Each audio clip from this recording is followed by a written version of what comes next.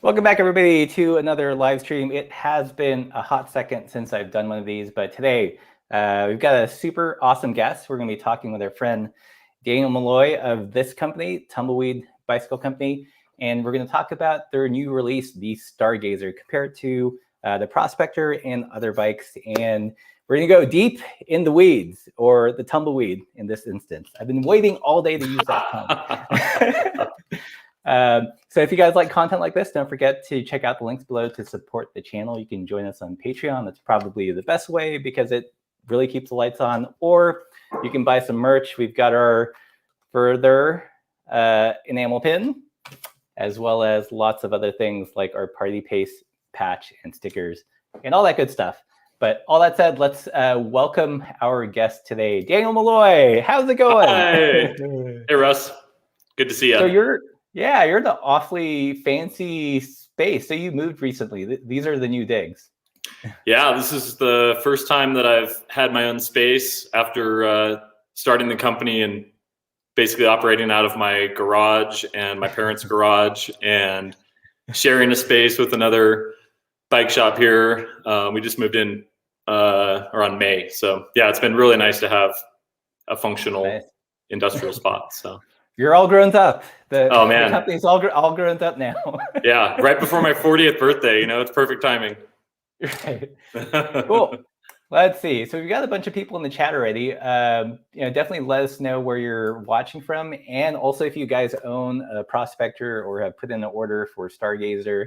As we're talking, don't feel shy about asking questions. That's why we've got Daniel here, so we can really nerd out on the bike. Okay.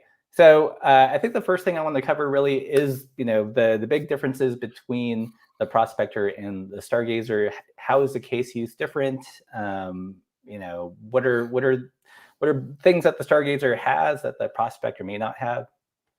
Yeah, so the Prospector was basically the first bike that I really wanted to come out with, and basically built from the perspective of a bike mechanic and someone who's done a lot of international kind of fully self-supported trips. So the Prospector is basically designed as a kind of a hardcore expedition mountain bike. And I built it around the roll-off drivetrain. I think that's kind of the best drivetrain for being on tour in super remote places where you need just bomb-proof reliability. And that's it's a super fun bike to ride, loaded and unloaded, suspension corrected. I alternate between a fully rigid one and one with a 120 millimeter suspension fork.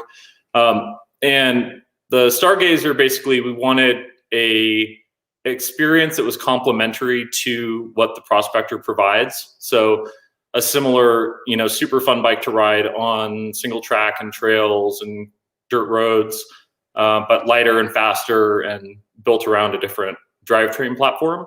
So the Stargazer, we decided we wanted to take essentially a modern mountain bike one by drivetrain and combine it with, wide drop handlebars, and sort of combine kind of the best parts of a mountain bike experience with kind of the fun parts of a drop bar experience. So the kind of the introduction of the GX Eagle group and the Ratio Technologies kit basically allows you to have a no compromise drop bar one by drivetrain experience, and running a dropper post off the left shifter.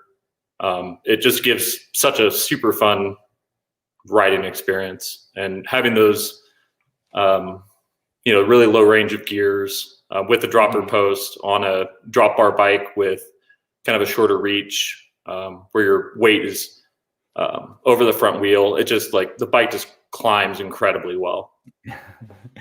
Yeah. You mentioned the Ratio. That's an awesome system. It's so elegant, and it really makes, it gives people the drivetrain that that they want, that SRAM's just withholding. Yeah, I mean, honestly, that kit really makes the Stargazer possible. I mean, it just works so seamlessly. I wish SRAM had integrated that, that compatibility together, as someone who's been a bike mechanic for a long time and always complaining about compatibility issues with different, brands. And, in the good old days, you could use a 9-speed road shifter with a 9-speed mountain bike derailleur and a cassette, and you could just mullet it up, no problem. But it's gotten harder and harder to make that happen. So, it's so sneaky though too. Like I thought there was like some big massive engineering challenge that prevented road shifters and mountain bike derailleurs from talking, but it's just like the fin. Well, and the ratchet. So you pull the shifter apart. It's actually really great. I mean, I used to be a real hardcore Shimano guy when I was doing, drop bar road stuff, monster cross bikes and cyclocross bikes and stuff like that. But I realized that the Shimano stuff, you can't really, like, their stuff it works amazingly well and it's super reliable, but you can't pull the stuff apart and modify it. Like the first time I pulled apart one of these, rival shifters and pulled the gears out and saw how simple the mechanism is, it's like, it's just so elegant. It actually reminds me of a high lift jack, like in the 4-wheel drive world. It's super simple, kind of like two-step system that shifts between gears. It's just so awesome. And the fact that you can just hack it and modify it is just, and have it work just as good as, the factory. It's just awesome. Yeah. So you're offering complete to the Stargazer. Are they going to have the ratio kit built in? Yeah. So, I mean, all the bikes that we do here are frame up builds. So, most bikes are coming, shipping to bike shops already kind of assembled, and they're mostly assembled in Taiwan, and then they arrive and you pull it out of the box and build it up. So we're basically, through our dealers, we're selling frames, and then when people order direct from us, we're doing frame up builds. So there's some customization allowed in there. You can choose 29 or 27.5 plus wheel set. There's some options there, but yeah, basically every bike I'm building the wheels, and then I'm pulling apart the shifters and installing the ratio kit, and building each one kind of one at a time. Yeah. So you'd mentioned that there was like a little bit of a reduction in weight between the Stargazer and the Prospector. Is that from losing the roll-off and the Eccentric BB, or were there changes in the tubing? Yeah, so the tubing is actually really similar. It's a really high-end tube set. So it's actually very similar between the Prospector and the Stargazer. There's some little differences like in the overall tube diameters, but a lot of the weight savings comes from a combination of, the roll-off is a little bit heavier than, the kind of lighter weight derailleur parts that we're putting on there. And then the Prospector, the Eccentric bottom bracket, the dropouts are a little heavier, that the cast yoke, it gives you a ton of tire clearance, but it does add some weight to it. It adds a lot of stiffness, for really heavily loaded expedition riding. But it's basically a combination of the drivetrain and the frame lightens it up. I think it's between a complete bike, the Stargazer and the Prospector, it's around a 5-pound weight reduction. Mm-hmm. So not insignificant, but I mean, it kind of fits the use case. The Stargazer is a lighter and faster, really fun drop bar mountain bike, and the Prospector is, it's a bike where a couple extra pounds isn't going to make a lot of difference, when you take into account all the gear that you're carrying. So, yeah. So I'm going to bring up bike insights here really quickly, and then we can do a little bit more of a nerd out. This is what the people want. Yeah, I'm getting a lot of questions about geometry. We've got Prospector here on the left. Stargazer on the right. So Stargazer is the black line and Prospector is the white line. Can you talk a little bit about how it is you accommodate drop bars? I think this is something that a lot of people get confused about because they kind of assume that you can put a drop bar in any frame. And while true, when it's intended for a drop bar, there are some things that change to make the experience better. There are, yeah. So, you can look and, you look at this chart and you can see that, the rear half of the bike all the way up, is, the back half of the bike is almost exactly the same. The main kind of geometry difference between the Prospector and the Stargazer is that the reach has been shortened. The top tube length has been shortened on the Stargazer, basically, to accommodate drop handlebars. But fork offset is almost the same. The bottom bracket height is the same. Chain stays slightly shorter on the Stargazer. I mean, overall, you can kind of see the wheelbase is quite a bit shorter on the Stargazer, so it's a really nimble, fun bike. But I love the way the Prospector handles and rides off road, so I didn't want to tweak it too much. Yeah. So we adjusted the head tube length, obviously, just because the fork is not suspension corrected, and basically set up the. I wanted to set up the head tube height, the overall the stack, basically, so that you could get the bars easily at least level with the saddle. Right. So with the, because you're running this bike with a dropper post, you don't need to have the bars, jacked up super high above the saddle. Once you're descending and you're riding in the drops, you can basically drop that post and get your butt way back, and you have a ton of control, and your center of gravity drops down.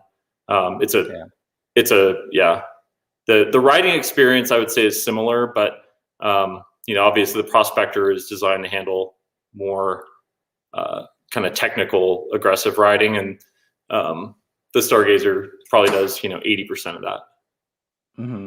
Have you?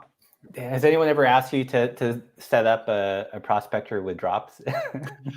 Yeah, so people have asked me about that, and there is one customer that I know of who I sold, I think, a frame set to, and then he built it up with drop bars. He's on Instagram. His Instagram's Dr. Hypercube, and he's been posting a bunch of stuff. I think he really likes it that way. I mean, you can totally set up a Prospector with drop bars. You just need to run a super short stem.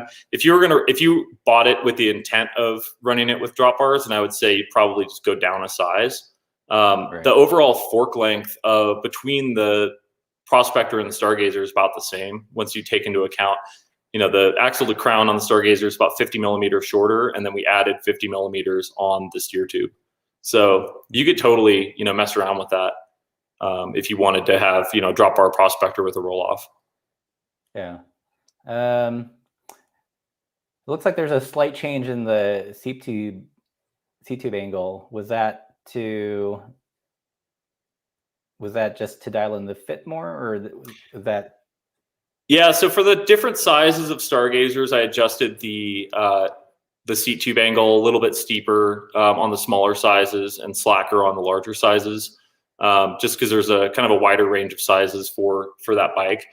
We steepened up the seat tube angle a tiny bit on the Prospector as well, and partially just to give a little bit of extra clearance between the tire and the seat tube. Yeah. Cool. So I know, your chainstays are on the longish end by some of today's standards. How much of that was influence from your time at Riv? So, I mean, I don't want to have ultra long chainstays. I basically feel like for the use case of this bike, which is loaded touring, you need to have a certain length of chainstay for stability, and also, I mean, the main thing is just when you're mounting panniers on the back, like you need to have a certain length of chainstay so that your heels aren't hitting your bags, and B, so that you don't have to hang the bags way behind the rear axle, so that the tail's wagging the dog. So, right. I'd say a lot of, the more like road touring focused bikes are, have chainstays that are more like 46.5 centimeters or so. The Prospector is like 453, and then the Stargazer is 450. So I think it's actually a pretty balanced length. It's not, my goal when I'm designing a bike like this isn't to be the most extreme or be the most tucked or be the most slack or whatever. It's like I'm trying to have a balanced approach that gives a good overall riding experience. So, and I look at it from the perspective of people who are going to be touring with the bike, and it's like, will short chainstays benefit you? When you're all loaded up and you're, trying to carry larger bags, on the rear rack or whatever. So, yeah. So it also looks like, comparing the two geometries, that you kind of lean towards more of a higher trail for a front load. Well, it's the higher trail. I mean, it adds a lot of stability for when you're doing fast descents. I mean, I want the bike is it's a mountain touring bike, so it's it's designed so that you're going to be doing some I want to be able to be confident bombing down, rocky trails. I mean, it's got the dropper post. It's designed to be able to kind of get your weight back and, get pretty rowdy on it. So, I tested out actually on the Stargazer. I was concerned just how the trail was going to feel on a drop bar bike. So we actually had a few different fork offsets on the samples, and I rode them, spent some time on them, and the 55 offset is the one that felt really good and really neutral. And it's funny, I've put people on on the bike to test ride who I didn't really tell them what the actual numbers were, and they rode it and they were like, oh, this feels amazing. It's like the blind test. Like if you don't have this preconception of like, oh, this is a high trail bike, this is a mid trail, low trail bike. It's like you put someone on a bike and you have them like go ride a trail, and it's like the feedback I got was universally like, holy crap, this bike is like so much fun to ride off road. So that was I was pretty happy with those results. Yeah, my preference is for higher trail, especially off road. Like I dabbled with the low trail world and did some kind of mixed terrain stuff with the front load, and I can see where it's fun and carvy on pavement, but it just felt a little got slapped around a little bit going down some chunky stuff. Mm-hmm. Yeah, I mean it's fun to ride a lower trail bike on pavement if you're a skinny tire fast fun bike. It's horses for courses, right? I mean that works well on that type of bike, and I think a higher trail bike, higher trail front end works well on more kind of mountain bikey style riding. Yeah. I'm going to pop into the comments real quick. If you guys are watching the live stream and have questions for Daniel, trying to decide between the Prospector, the Stargazer, or another bike, now is your chance to ask. But I saw one question here which I thought would be good. So Jen Harrington asks, is the geometry good for short riders like 5'2" women? Like what is the shortest rider that you think the Stargazer would accommodate? Yeah, so I actually designed, when I was designing the Stargazer, I started with the very smallest bike. A lot of bike companies if you look at a lot of geometry charts, you look at the smallest size and it's like, the head tube angle is all the same. And then, the smallest size, it's kicked out, it's super slack. Yeah. And there's a reason why they do that is because they get to the smallest size and they're like, oh no, there's toe overlap on this and we need to kick it out. So the smallest riders usually end up getting the short end of the stick, no pun intended. But, so that's actually what I did is I started by designing the smallest size first, and then worked up from there. And you should be able to fit. I just built up one of our sample bikes, small, for one of our friends who got a really, really nice build, and she's I think 5'4", and she, you could easily fit someone who's 5'2" or 5'1" on the smallest size. And the bike is still going to handle really well. It's not going to be, that's kind of the benefit of the mountain bike geometry is it already has kind of a slack front end. So it, you don't have to worry. You don't have to make as many compromises on a drop bar mountain bike for handling, as you would on it's intentional, the slackness. It's not like a oops. It is. Lucky, if I was designing like a track bike or something, that would be a lot harder, the 75-degree head angle. But yeah, no, this one worked out pretty well. And also the fact, it's nice when you design a bike that's not built around a suspension fork. It's like you're not limited to a certain fork offset that RockShox or Fox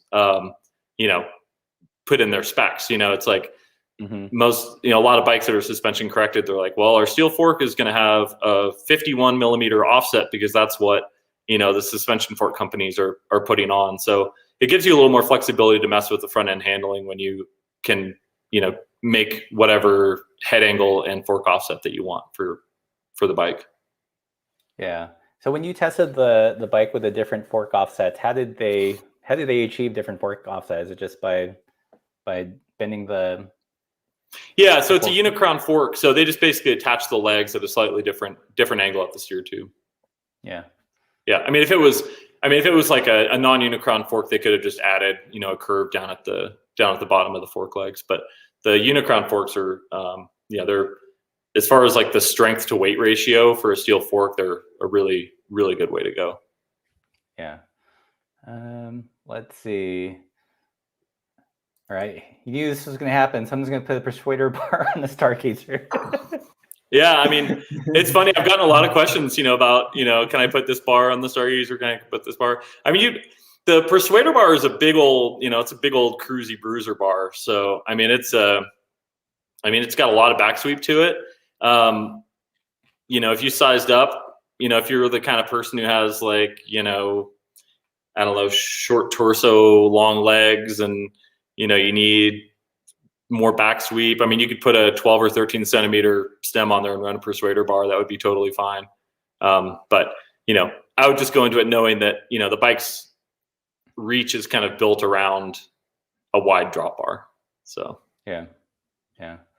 Let's see. So we've got Casey Creative 2 here, has a prospector and loves it. Nice. Awesome. Yeah. Are there any other Tumbleweed riders in the chat? And if you guys have any questions for Daniel, let us know in the comments. Let's see. So we got the short rider question out of the way. Follow-up question. If I'm concerned about reach, if I usually ride a medium, how should I choose between a medium and an extra medium? So I guess that would be, when someone asks me about fit on the bike, usually I'll go back and forth with them on email and kind of get a few measurements from a bike that fits them right now and kind of mock it up on one of our demo bikes. So I would say if you're concerned about, if you're watching this and you're thinking about trying to figure out what size, or like if you're between sizes, I would just shoot me an email, and I can help you go through kind of the specifics of how to figure out the sizing on the Stargazer. Yeah. All right. So we've got a question here. How does the Stargazer compare to the Kona Sutra ULTD or Salsa Fargo? Do you know off the top of your head, have you looked at charts? Yeah, I think the geometry, I don't remember exactly. The Sutra, I think, is pretty close. There's some kind of spec differences, but I think as far as the general numbers, like head angle and fork offset and things like that, it's pretty close. I think the Stargazer is definitely more of a mountain bike geometry. It's got a higher bottom bracket. I mean, it's got basically the same bottom bracket height as the Prospector with the Eccentric in the low position. As far as the Fargo, I think I've gotten probably more questions about the Fargo. The main difference between the Stargazer and the Fargo, I would say the Stargazer is closer to the first generation Fargo than it is the current one, mainly just because of the design choices, the suspension corrected fork, the rocker dropouts, post mount brakes, stuff like that. For the Stargazer, I really wanted a big front triangle to fit, a monster frame bag. I wanted it, to kind of, I wanted that to be an option for people. And most people who are running drop bar bikes with a suspension corrected fork aren't using a suspension fork. So, I mean, even that's something I see with the Prospector too. It comes with a suspension corrected fork, and I know several people who actually do run, suspension forks, but I would say most people who buy an off the shelf, fully rigid bike that has a suspension corrected fork don't actually run suspension. And so I think it's just a bunch of design decisions. Looking back at the original Fargo, I think the Stargazer is basically a more progressive version of that bike. That's a much more kind of fair comparison. Someone who just bought a Stargazer who owns one of the first generation Fargos and a titanium Fargo, I actually called him because I knew who he is because he works in the industry. And I was chatting with him about it, and he was like, yeah, it's actually, I wanted a non-suspension corrected Fargo, and that's kind of what I wish, that's what I've been looking for. So that's essentially what the Stargazer is. It's a lot of people talked about how the Prospector was an evolution of the Pugsley with, the 135 front and rear spacing, and kind of that's how a lot of people wish that the Pugsley would have gone. And so the Stargazer, I would say the most close comparison would be that first generation Fargo. More progressive geometry, shorter chain stays, slacker angles, higher bottom bracket. And the modern, the Eagle drivetrains and stuff have kind of allowed that to happen now. Yeah. So cool. All right, Steve Fuller, big fan of non-sus corrected. Also, cool. David, nice. Niece are nice here. So, any other questions for Daniel? How was the process of coming out with the second bike? Was it easier than, I imagine it was easier than coming out with the Prospector? Yeah, I mean, I knew a lot more about what I was doing with the second bike. The first, when I came out with the Prospector, I was this idealistic, bike mechanic, and I was just like, this is the bike. I don't want to make any compromises. And I joke with people now that if I had known how hard the Prospector was going to be to make, if that wasn't my first bike, it probably never would have been made. Because when I first introduced it, I was so naive. I was like, oh yeah, you have to have all these, custom parts cast and all this tooling. And, it's such an expensive bike to make. And it's an awesome bike. I mean, it's definitely our flagship bike. But yeah, the Stargazer, I at least had gone through the process before, and I'd worked with our, suppliers, and I'd gotten used to looking at technical frame drawings, and I knew what I wanted. I already had a bike that I really liked, and it was just a matter of kind of modifying the geometry for a different kind of riding experience. But obviously the complications now are just with like all the supply chain issues in the industry, and lead times are just incredibly long. So that's definitely made things a lot more challenging. But this new bike, I just absolutely love it. It is such a fun bike to ride. And it's funny because you look at it on paper, and, I've looked at some other bikes, and it's like, oh, it doesn't seem like, that crazy. But everybody who's gotten on it is just like blown away by how well it climbs, how much fun it is. And I think partially it's, we use a pretty high-end build kit on it, but also the quality of the frame is just super awesome. The tube set is like, it's an incredible tube set. It's got integrated gussets at the head tube. And it's triple quad butted. Every tube is heat treated. It's just, I feel really lucky to be able to work with the people that we're working with and have access to these materials. So yeah. Did you get your frame ordered before all of COVID, or was it during? No. When did we put the order in? I don't remember exactly. January 2020. Yeah, it might have been January of 2020. It was a long time ago. We had to put in like 3 years worth of orders before we even introduced the bike, because it was like things were backed up so far. So, yeah, it's been. That's been the biggest challenge. Just like getting parts, and then actually like all of the, just with the COVID boom in bike demand, all of the and the shutdown in the factories and stuff. All of a sudden you have the shutdown, and then this huge spike in demand. So everybody is trying to reserve capacity, at all the factories that people are getting bikes made. And it's just, bike lead times went from like 4 months to over 2 years. Yeah. So, and it felt like just overnight that happened. So, but yeah, I'm really happy to finally be getting these things out into the world, and, have them on the way. And I'm really excited to see how people build them up, and what the general reaction is to it.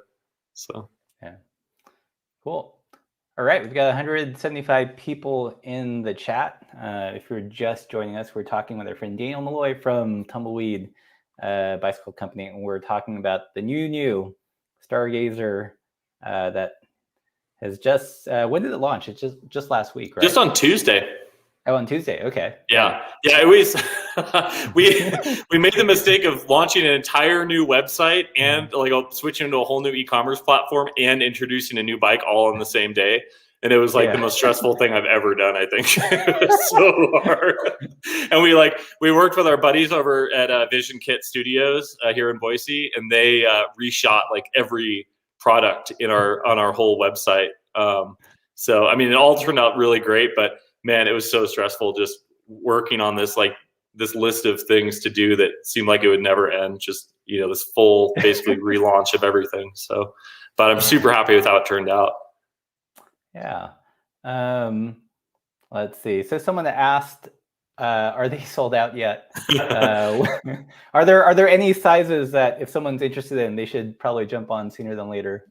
If you're on the very small or very tall side, we ordered, more of the sizes in the middle. I haven't actually checked the inventory to see where things are at, but we did a larger order of the Stargazers than we normally do with the prospectors. So I don't think we're sold out of any that I know of, any configurations yet, but I would imagine we are going to be sold out before they land here. So our dealers have the dealer response has been really good. So we have a new dealer page on the website. So we've got a dealer in Germany that's kind of servicing the whole European Union, and then 2 dealers in Australia and 1 in Singapore, and then a distributor in Japan. So Nice.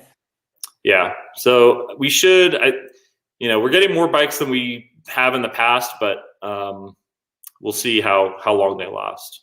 So yeah. Clint Ford here asks, how much time do you think I have to order a frame before they are sold out? If you're really short or really tall, less time than you would think. Yeah, I would call. You can shoot me an email, and I can let you know kind of if you're trying to sell a bike or save up for a frame.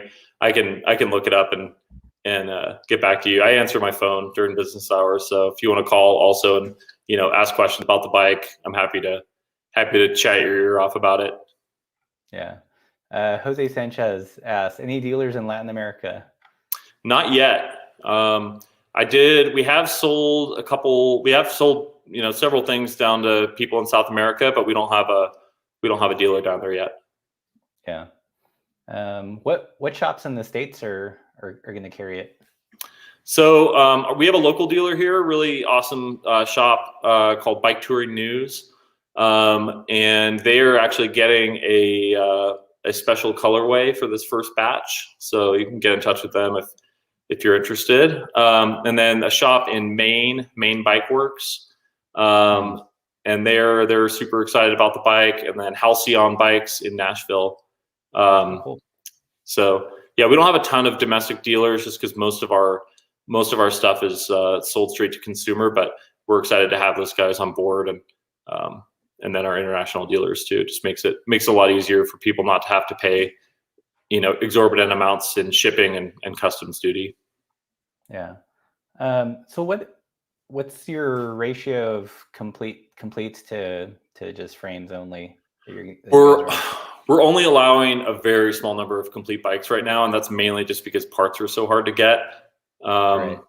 We are, it's probably 8 frames to 1 complete bike is what we're doing right now, and we're going to modify it as stuff becomes more available. But being a parts buyer has become my second full-time job besides being here in the shop building bikes. I'm like just constantly scanning our wholesalers and just like literally snapping up every single hub and tire and rim and everything that I can get. So it's been really frustrating.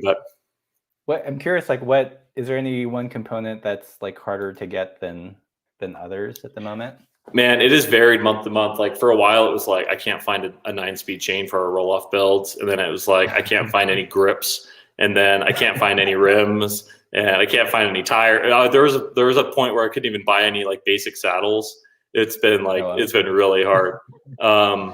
So right now, I think the weak links are going to be like the DT Swiss hubs and the rival shifters. So we're trying to pull some strings to get some stuff, but it's very challenging right now. Yeah. So. Yeah. I've just I'm working on this video about chain waxing because I've swapped over a whole fleet, and it's none of it's for performance gains. It's just to kind of increase the longevity of a drivetrain. I've never waxed any part of my body or my bike. So. It's a pain in the butt, I'll tell you that. Yeah. I went down to a local shop and I was like, do you guys have any SRAM 11-speed chains? Because the factory grease on the SRAM chain comes off a lot easier.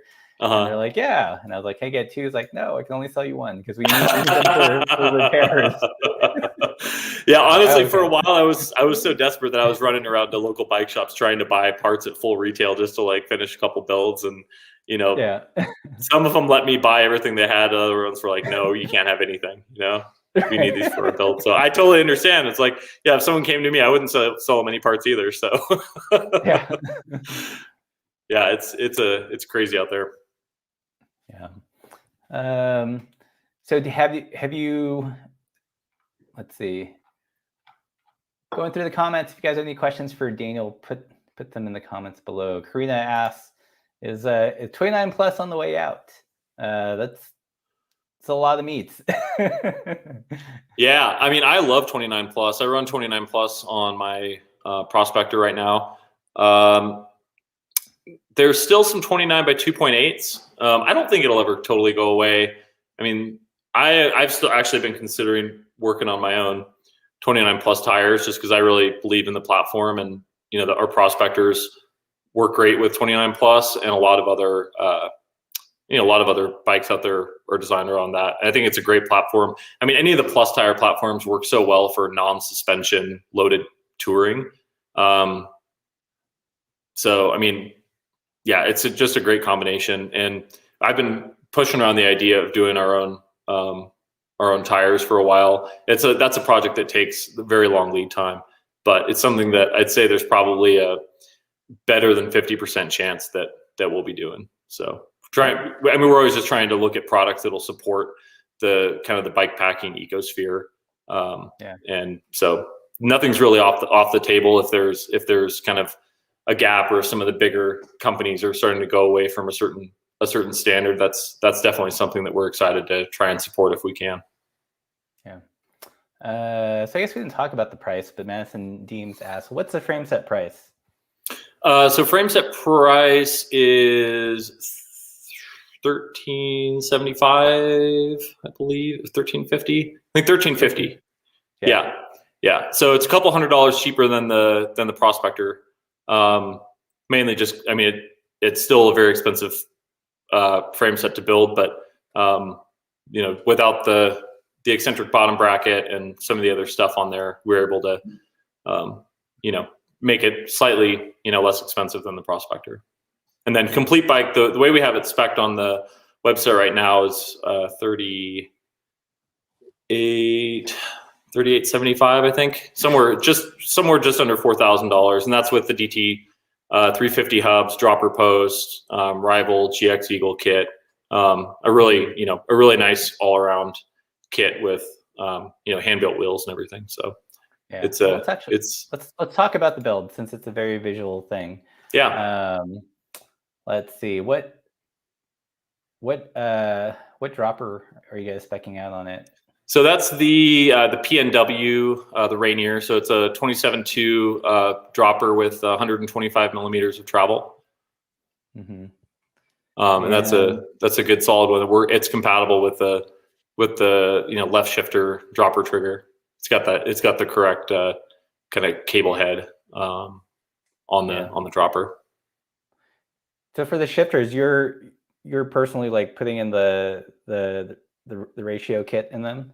Yep. Yeah. Taken apart. You have to basically, to do the dropper and the ratio kit, you have to basically take off the hoods and then pull apart the guts for both sides. And then, I mean, it's a pretty easy, it's easy to do, but it's just, a little time consuming. But yeah, I'm doing that on all the builds. Nice. What brakes is it spec'd out with?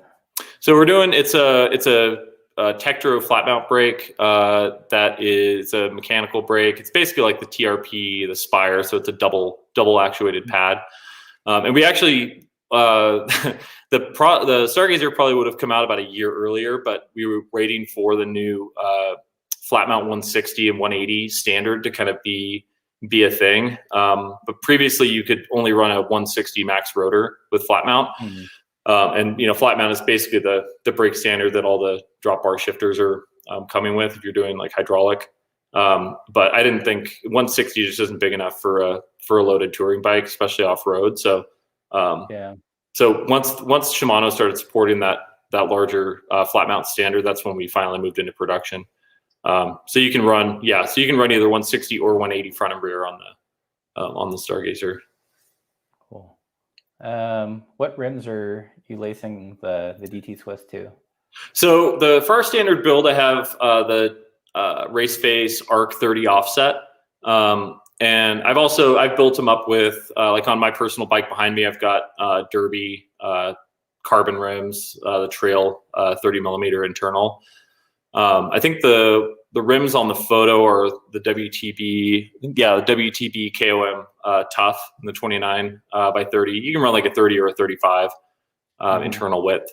But yeah, we're trying to do, all like really, decent quality, tough parts. We're lacing them with Supreme Race spokes with secure lock nipples. And then the DT 350 hubs. DT, I think, is kind of the best free hub design for kind of the mass production, kind of affordable hubs. They're super easy. Like if you were to break a spoke, you can just pull the cassette right off without needing a cassette tool. Everything just pops right off and pops back in. It's just a super elegant free hub mechanism. And yeah, that's what I run on my personal bike. Cool. What else can we see here? Camp and Go slow bar tape, of course. Nice. I don't think we haven't actually built one bike without that tape yet. So I'm rocking their little beverage holder as well. So those guys are awesome. For those that don't know, can you describe the braking experience difference between the 160 and the 180? I mean, it just gives you more leverage. I sometimes to save weight, I'll run a 160 in the back, or if it's a smaller rider, I'll do a 160 in the back and a 180 up front, but it just gives you more power. The nice thing about the flat mount setup too is that there's an adapter. Like if you only have like a post mount brake, you can do a flat mount to post mount adapter too. So, but yeah, the 160 and 180. Anybody who's riding the bike loaded or is a larger person should have minimum 180 up front, or preferably 180 front and rear. It just gives you a lot more leverage. Actually, it's funny because Jay Ritchie, when we rode in Peru, we were doing these big steep descents, and he was filming that trip with us, and he was riding with a gimbal, with the camera in one hand and then braking with one hand, and he only had the rear brake, and he had a 160 on his bike, and there was like one point where he just totally cooked his brake, and he was like, I can't stop. Fortunately, it was at the bottom of a hill, but we were just like, it was definitely one of the more memorable experiences on that, where he's like, he has this expensive camera in his one hand and he can't stop in the other hand. It's like, what do you do? So yeah, bigger is always better, I would say, is the moral of the story with brakes on loaded bikes. Yeah. So Casey Creative asks, mechanical or hydraulic? These are mechanical. These are mechanical. I generally prefer mechanical brakes for touring bikes. Just, it's so easy. I mean, everything is there. You can look at it and fix it. And, hydraulics are great too. They have their place. I run hydraulics on a lot of my bikes for local riding, but my preference for touring is pretty much always mechanical brakes. Yeah. One of our most popular videos is 4 reasons why cable disc brakes are better than hydraulic. And yeah, it's amazing. Every day I will wake up to hate comments about how terrible I am. on this bike behind me, I have the Paul Clampers. After watching your video on those brakes, I ended up getting them. They're awesome, man. They're awesome brakes. Yeah, I dig them. I'm wondering if they have any secret special colors somewhere in the back room. But I might just pull the trigger on the purple ones. Yeah, those purple ones are cool. Yeah. So let's see. Other questions.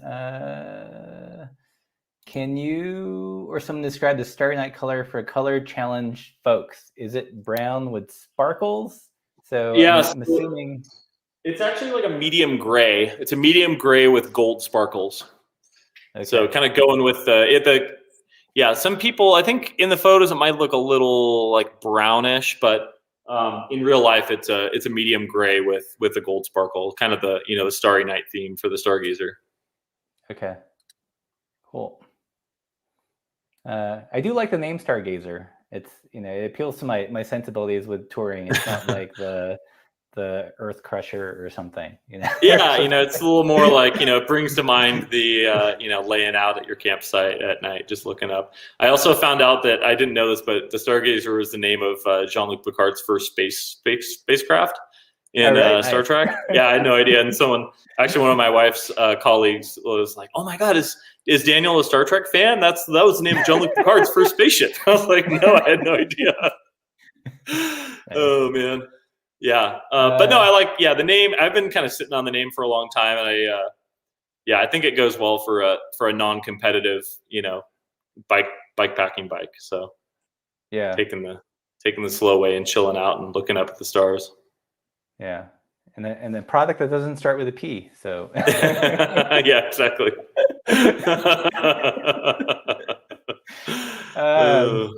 So someone had asked frame bags for the bike. Yes. So we were previously getting all of our we had panniers and frame bags from Porcelain Rocket from Scott up in Canada. He kind of got out of the bag business and sold off his the welded bag kind of technology and techniques over to Greg at Rockgeist. And we have been Rockgeist has been kind of going through some growing pains, and we've been in constant communication with them about frame bags, both for the Prospector and the Stargazer, and that is definitely going to happen. And we're just working on a timeline for that. So those bags are awesome. And yeah, they're definitely my favorite for this type of riding. Basically, a frame bag shaped dry bag that you actually have to burp all the air out of it before you roll it down. Just they're completely impervious to water. So really, really awesome design. Nice. So Scrooge 1913 asks, just popped in, why not 29 plus for the Stargazer frame? Is that maybe tire availability or? No, actually, so the reason why we're able to do so many different tire kind of sizes and combinations on the Prospector is because we have the eccentric bottom bracket, which you can adjust the bottom bracket height up and down by half an inch, depending on kind of the tire setup that you're going with. And the Stargazer is, has a fixed bottom bracket, so we kind of kept the tire clearances kind of around so that the 29er sizes that you can use and the 27.5 plus, they would all be around the same outer wheel diameter. So that's basically the reason, since we don't have the bottom bracket height adjustability. And it's also designed to be a little bit lighter and faster than the Prospector, which does take the 29 plus wheels. So I kind of envision people using a narrower 29er wheel set for gravel rides or more dirt road stuff or commuting, and then swapping over if they want to a set of 27.5 plus wheels for more kind of rough stuff.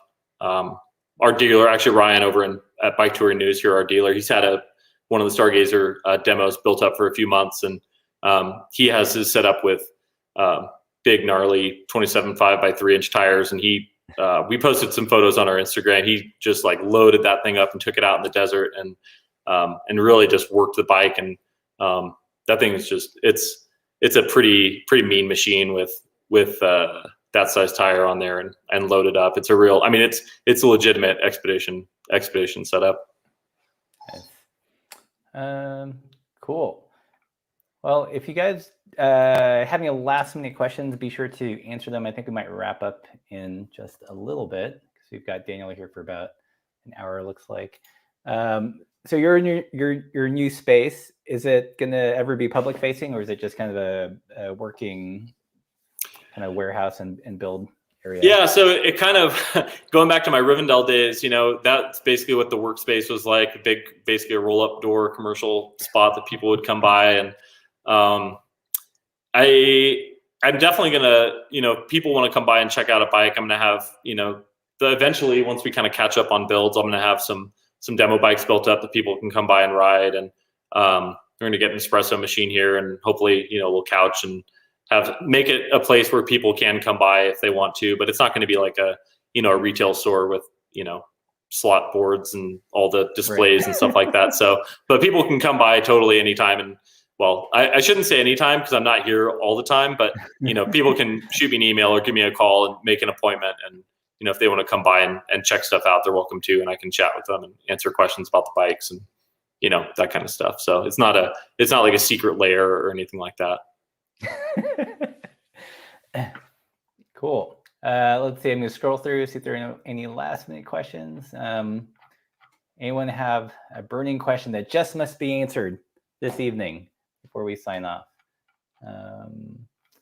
Well, if not, well, thanks, Daniel, for joining us, and thank you. I think we had up to like 200 people in the chat, so it's cool. Good to hold their attention that long. Yeah. It's always fun. It's always fun to do a video with you, Russ. So we need to do another fishing video soon. I promised Jason Ferrier that this live stream wouldn't be just all fishing. So I think we managed to avoid fishing the entire time. Yeah, well, I definitely want to come back out there and hit up the streams again. I got another one of those rare rods, and yeah, my fly boxes are full, so I'm ready to come out anytime. Nice. Cool. So I assume this is going to be the big release for the year. Is there anything else coming down the pipeline that you can talk about, or? Not that I can talk about right now. This is going to be the big release. And I'm also, so the other thing that we really need to do is hire a mechanic. So that's going to be, yeah, if there's anybody who knows someone in the Boise area or someone who's moving to Boise. Right now I'm doing everything by myself. So it's, as you can imagine, it's kind of a lot to take on. And I've been doing it like that since I started. So it would be, I would love to find a kind of a full-time mechanic to help with builds, and, you know, someone who's built a lot of wheels and, you know, ideally would be in the, you know, bike touring, bike packing scene, or at least, you know, really loves riding bikes. So we're trying to treat people well. So do you have that job listing on the site, or is it just kind of word of mouth? We don't. We are going to do that, but I thought I would give you an exclusive scoop on it. So there you go, exclusive scoop. You joke, but we had what's it called? We had the Archer Components folks on the live stream, and they were lamenting losing someone. They had an employee with like some engineering skills, and there was a student as an engineer student in Cal Poly, and they communicated after, and they ended up working, or they're currently working over at Archer, which is pretty cool. Cool. Oh, actually, there's one other thing. We are going to do, we did the Stargazer pre-sale, but we're actually going to be launching the next Prospector pre-sale at the end of the month. So we kind of staggered them a little bit just because there was so much going on at the same time. But Prospector frames and complete bikes are going to be going on pre-sale. They're arriving at the same time as the Stargazers are. So I know there's been a bunch of people emailing me about wanting to order Prospector frames, and I haven't really been ready to take their money yet, just because hadn't launched the new website yet. But that's going to be starting at the end of August. So yeah, those are going to be available soon. Cool. All right. Well, thanks, Daniel, for joining us on the live stream. Thank you, everyone, for watching. And if you guys like this content, don't forget to like, share, subscribe, all that good stuff. Stop by the gift shop, pick up some merch, and keep the lights on. We've got pins, we've got patches. We've also got a Patreon. That's probably the best way to support this content. Haven't done the live stream in a while. I might start doing them more as winter approaches, but we'll see. I like to keep it loosey-goosey here on the website, on the YouTube channel sometimes. But until next time, guys, keep the supple side.